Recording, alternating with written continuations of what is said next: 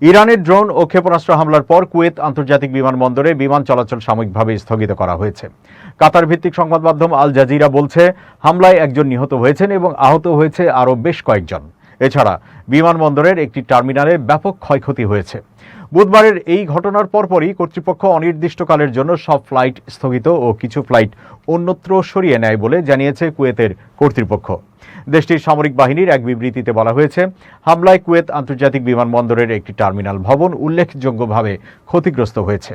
একই সঙ্গে কয়েকজন ব্যক্তি আহত হয়েছেন, তবে তাদের পরিচয় বা আহতের সংখ্যা সম্পর্কে বিস্তারিত তথ্য প্রকাশ করা হয়নি।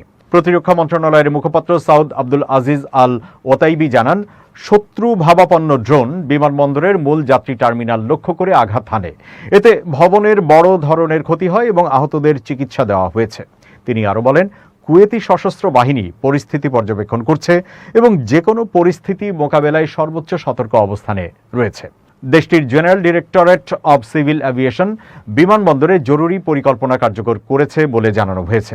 হামলার আগে ইরানের Islamic Revolutionary Guard Corps IRGC দাবি করেছে, যুক্তরাষ্ট্রের কেশম দ্বীপে হামলার প্রতিক্রিয়ায় কুয়েতে মার্কিন ঘাঁটিগুলোকে লক্ষ্য করে আক্রমণ চালানো হয়েছে। এদিকে মার্কিন সেন্ট্রাল কমান্ড দাবি করেছে, কুয়েতে মার্কিন ঘাঁটি লক্ষ্য করে ছোড়া কিছু ইরানি ক্ষেপণাস্ত্র মাঝপথে ব্যর্থ হয় এবং কয়েকটি ড্রোন ধ্বংস করা হয়। তারা আরও জানায়, অঞ্চল জুড়ে মার্কিন বাহিনী ইরানি ড্রোন ও ক্ষেপণাস্ত্র হামলা প্রতিহত করছে।